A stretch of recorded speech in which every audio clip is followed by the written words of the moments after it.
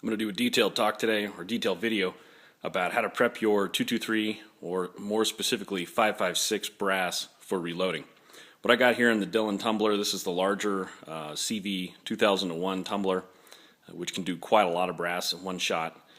What I have here is some once fired Lake City 07 brass. It's all from the same lot. I've got about 700 cases that I bought from somebody on Gunbroker. I did that on purpose, looking for a matching lot worth of brass, because I'm going to load these for long-range precision rounds for using in long-range team matches. So the brass comes obviously annealed. You'll still have some of the annealing markings that don't come off during tumbling. Some of them are more prone than others to having a little bit left over, and then some of it will come out pretty clean. So all this military 556 brass comes obviously with a crimp. Most of you, I don't know if this camera probably won't focus on the fly. There we go. So you can see that little crimp there. It's that outer circle ring just outside the primer. So after I get done sizing these, part of the process of sizing will obviously deprime the case. I need to push out that primer crimp. That primer crimp will keep a new primer from going in. You may get lucky and have some that will feed primers, but typically you won't. You'll have a lot of primers that get sheared off, some brass that get sheared, some that just get smashed. It just turns into a wreck. So make sure that you're going to deprime it, or de-swage it. So I'll go over to that later. One thing you'll notice here is I threw in some mixing brass, or some mixed brass. This is a 308 that I just happened to grab at the indoor range. Toss that in there. As long as the two cases don't go inside each other, you can mix some brass here and there. I didn't have a whole lot of 308 during this load, so it's not a real big deal. What I use with this is the tumbling media that I get from Drill Spot. It's a online company that sells this as blasting media. So if you want to sandblast something, you don't always use sand. Some, depending on what material you're using, you might use corncob.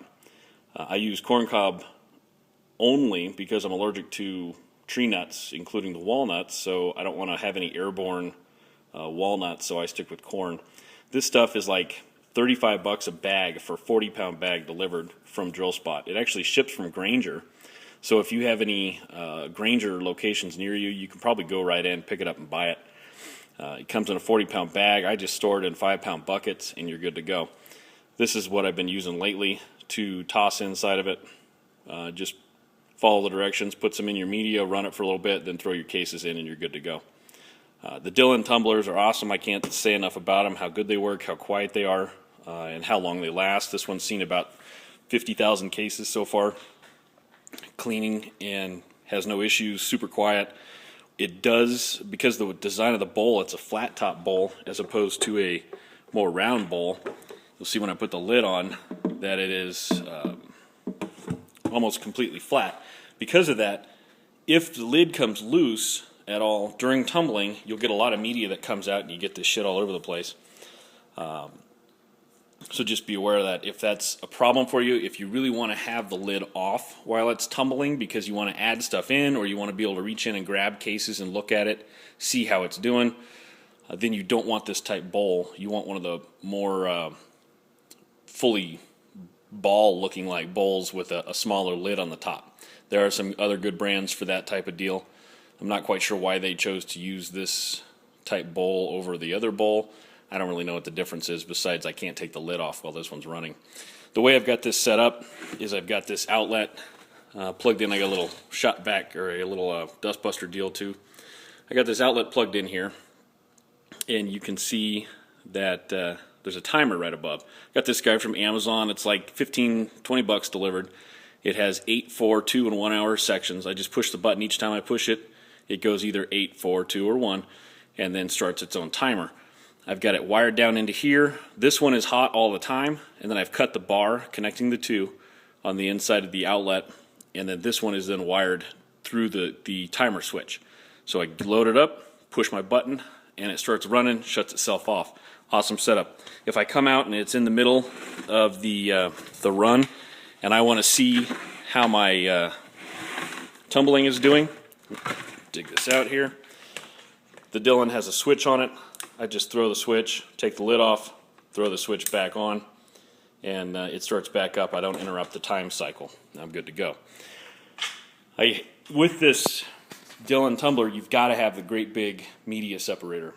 There's so much media in the bowl, so big, that if you try to use one of the little RCBS media separators, you're going to get media everywhere. So I'm going to dump the media, or dump the tumbler into the media separator, and then I'll show you how that works. Alright, I've dumped it all out. You can see that it starts to drain the media through the brass immediately. What I've got here is at least 700, maybe close to 800 cases, because I did add some to it as I went. I could easily do 1,000 cases at a time with the Dillion Tumbler, probably more. It has a super powerful motor and doesn't have any issue with taking a lot of weight.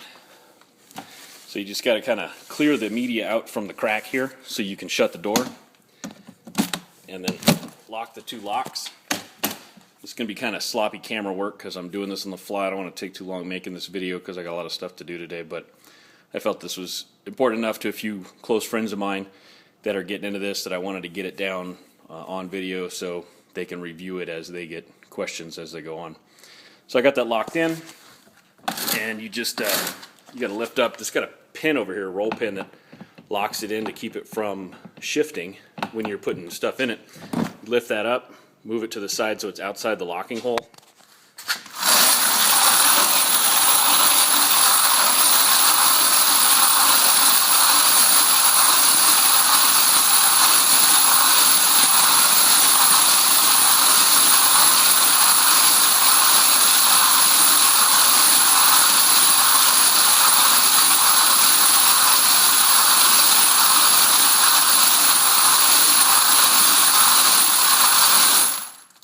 Okay, you saw how it got thinner and thinner and thinner as I turned it, getting all the media outside of the inside of the cases. That's where you got to get it all out of. You can't just get it off the outside of the case, obviously, because you've got pens and stuff going down inside the cases when you're cleaning it. Plus, when you start throwing this in the brass hopper for the case feeder, you don't want the media just constantly falling down into your machine, causing you problems or raining down on your head, basically. I usually go one way, and then I'll stop, go the other way.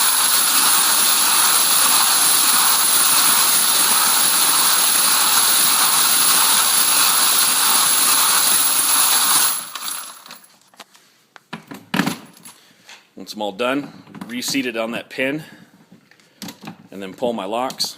So that's it, pretty much all separated. What you'll notice, because I did tumble these for a long time, you see a little bit of media that's stuck on the cases.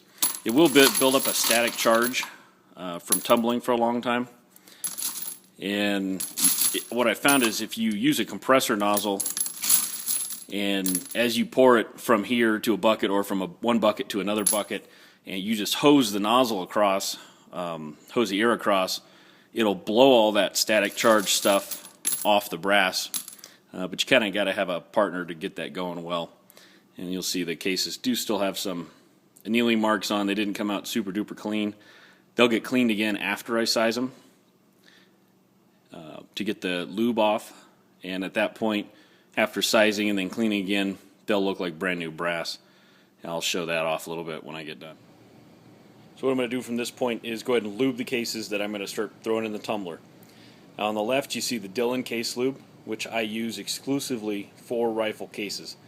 Rifle cases have a serious tendency of getting stuck in sizing dies, so don't take any chances. On the right hand side you see the Hornady One Shot, which is a primer and powder safe lube.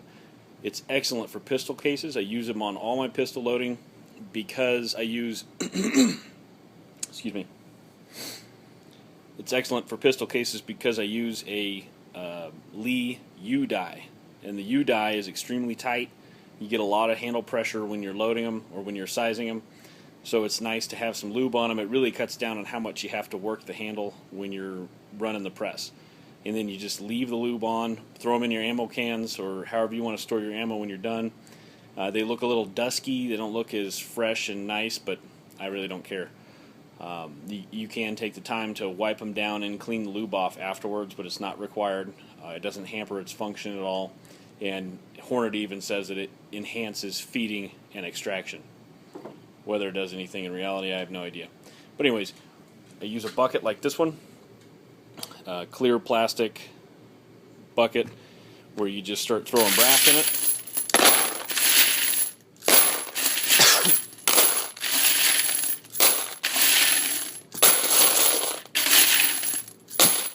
When you get the bottom of it good and full, start spraying a little Dillion Lube on there.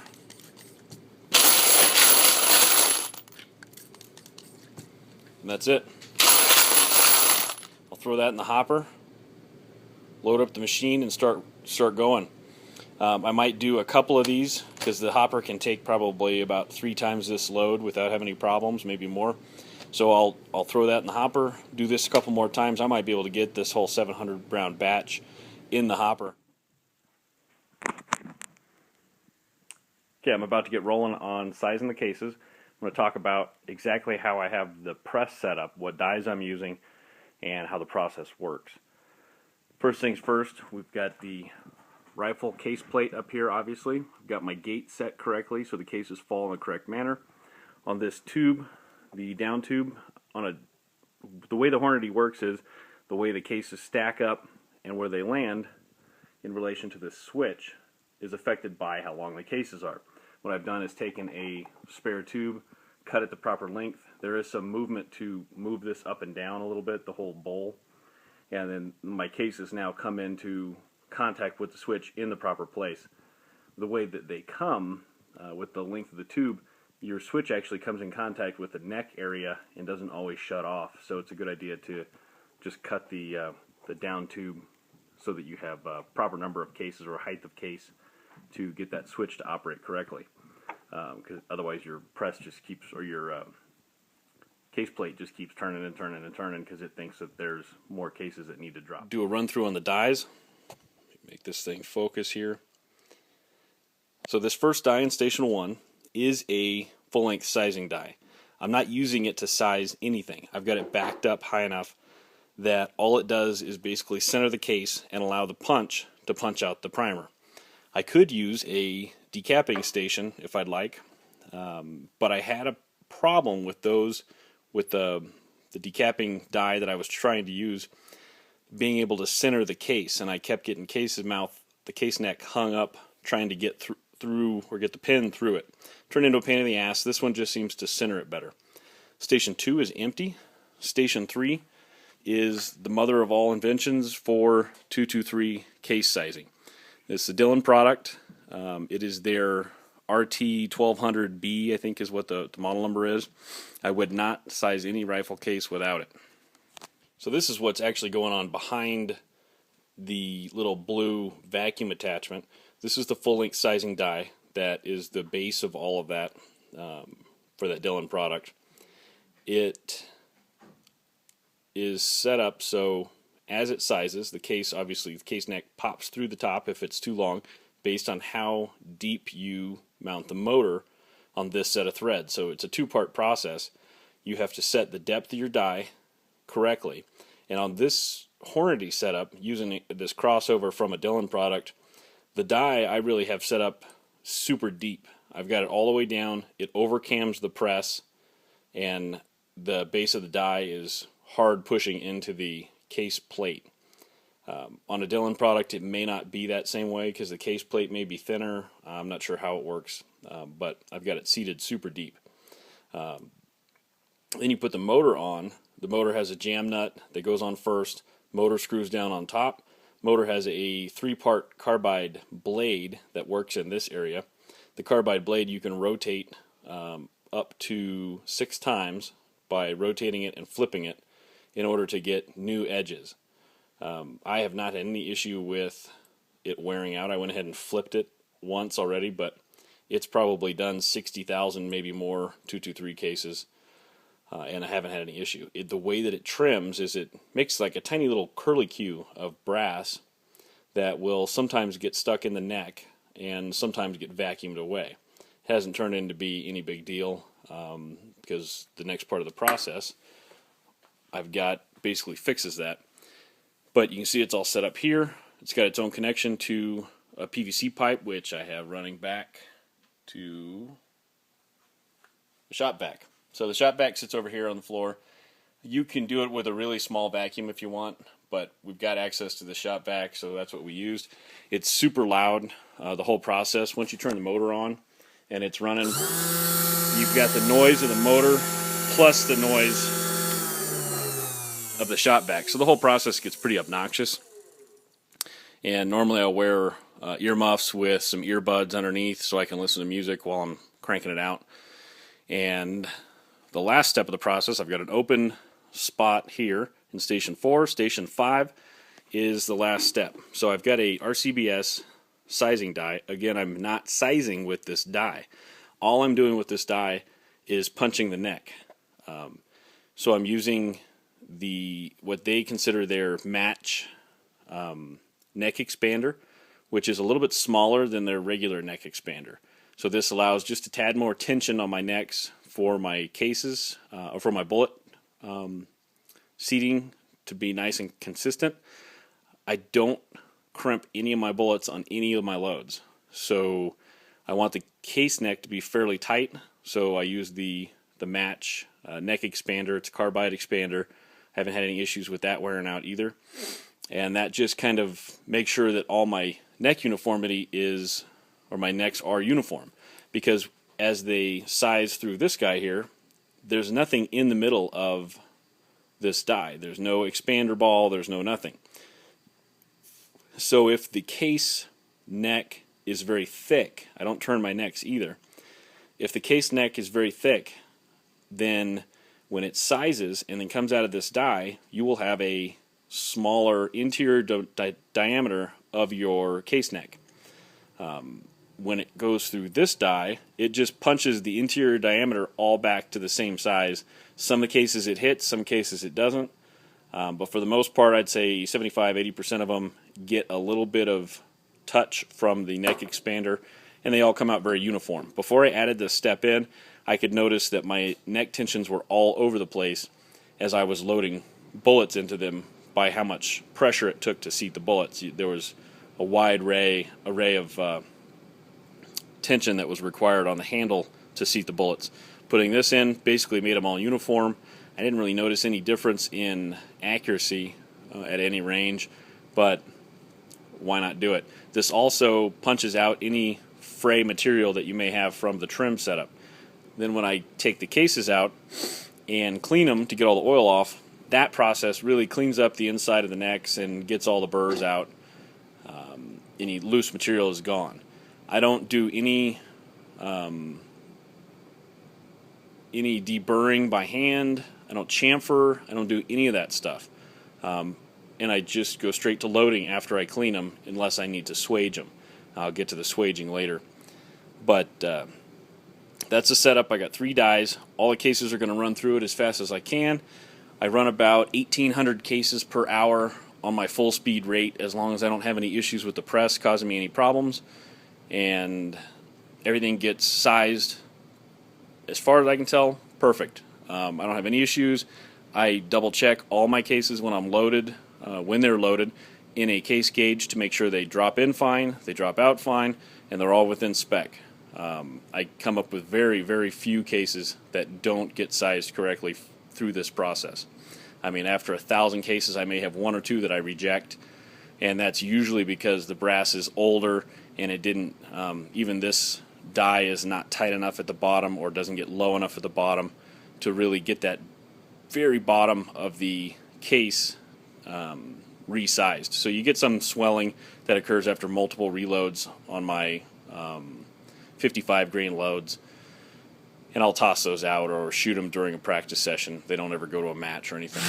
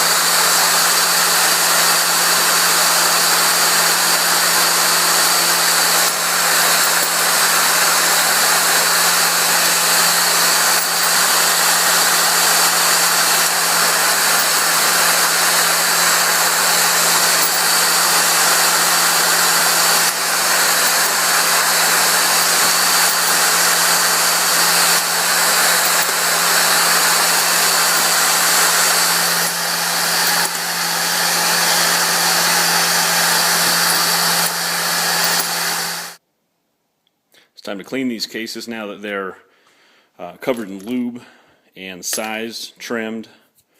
I'll get all that off so when I'm swaging them, I don't get the lube all over my hands. The lube gives you nothing for swaging. It provides nothing for swaging, so it might as well come off now.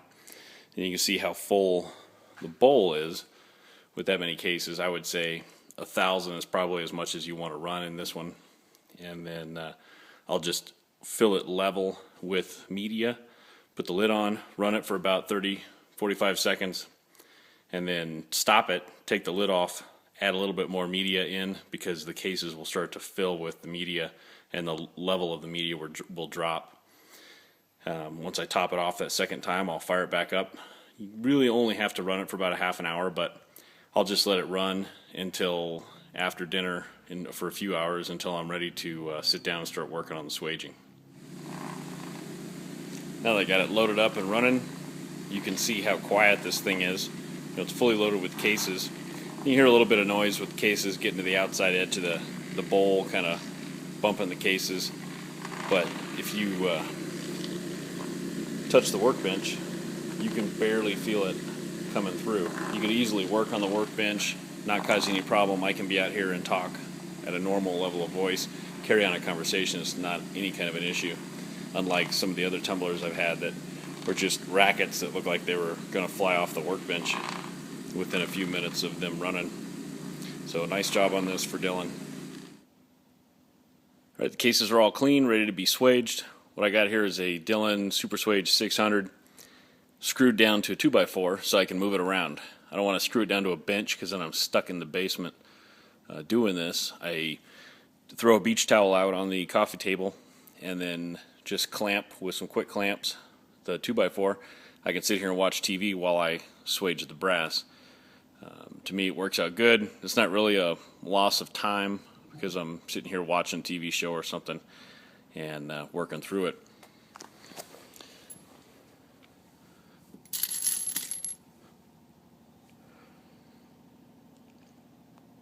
So I just wanted to point out again that ring that you can see there. It's pressed into the back of the case. That's what needs to come out. Then on the Super Swage, it's got a guide rod that supports the case, and it's got a little lever that rotates it up and down. The case just slides on. You lower it into position, and then you pull the handle. As I pull the handle, a pin on the inside comes out and then pushes that inside of the primer pocket out. And you can see it's actually a little bit radiused almost, if you can catch that in the angle, so it accepts a primer nice and smooth with no issues of it getting hung up. That crimp is still there a little bit that you can see, but that inside diameter of the primer pocket is actually larger than it used to be, and the crimp has just been pushed out of the way, so it'll accept a primer no problem. You can switch this over for 7.62 by 5.1 brass, so if you've got some brass you're loading for 308, you can do the same thing. It comes with all the parts, the new interior pin for 308, and then the die punch that comes in from the other side that pushes out the side. So I'm going to get going on doing the rest of this pile of brass here. Hopefully it'll take me no more than an hour or so to punch all these out. And in part 2, possibly in part 3, depending on how YouTube makes me divvy up this video, I will probably go ahead and start doing the loading process so you can get an idea of how the loading works and how I'm set up to do long-range ammo and how my powder loading goes. So stay tuned for next one.